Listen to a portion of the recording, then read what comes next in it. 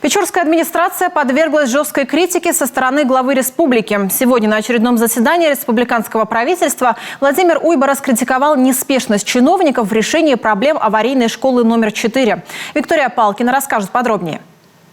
На прямой связи со столицей Коми все руководители районных администраций. Все, кроме мэра Печоры Валерия Серова. По информации первого зама у градоначальника заседаний депутатской комиссии. Между тем, вопросов лично к Серову у главы республики очень много. И все они связаны с решением проблем вокруг школы номер 4. Протокольно оставлю замечание Серову. Идет заседание правительства республики. Какая депутатская комиссия?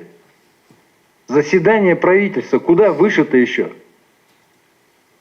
Значит, официально замечание главе, который не соображает, куда надо идти.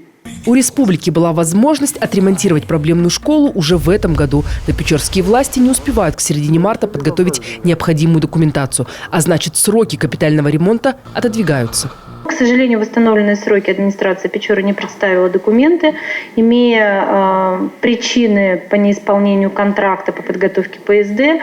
Мы их убедительно просили активизировать работу, когда узнали в самом начале января, что будет доподбор, чтобы до середины марта все-таки мы вошли в эту программу, в уходящий вагон, поезд.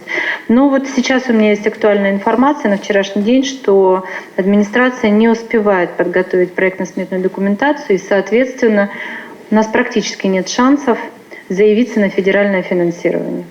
Мы уже в декабре, когда вели работу по расторжению договора со старым подрядчиком, уже знали, что к марту месяца мы просто физически не успеем.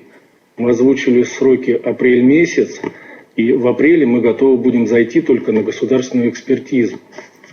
Поэтому ни физически, ни финансово мы тогда не могли никак успеть к марту месяцу, к сожалению. А вот у Минстроя региона на этот счет совсем другое мнение. Министр уверен, что печорские чиновники сделали лишнюю работу и потеряли много времени. В принципе, я не знаю, зачем теряли полгода, которые были в августе. Тут то же самое. Верхние 2 этажа ограничить доступ, установить маяки, а нижние 2 этажа ограничено использовать, да? Вот. То есть то же самое, что мы когда с вами в Печоре были, потом нам Печора представляла.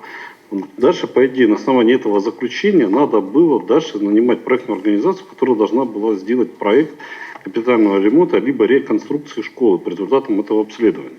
По словам главы республики, печорским чиновникам нужно научиться расставлять приоритеты и начинать быстрее работать. Коллеги, имейте в виду, значит, вот эта история, это ваши проблемы и ваш ляп. И отдувайте сейчас перед жителями.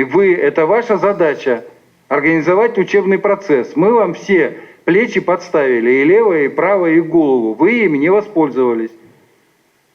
И сделать ничего не успели для того, чтобы мы вас внесли в 22 год. Сейчас мы, значит, будем вноситься куда только? В 24-й, получается? Вот так вот.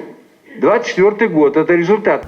Приблизительная смета ремонта Печорской школы номер 4 больше 100 миллионов рублей. Без федеральной помощи республика просто не справится.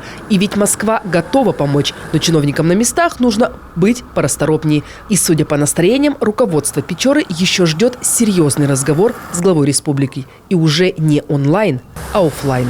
Виктория Палкина, Артем Соколов, телеканал Юрган.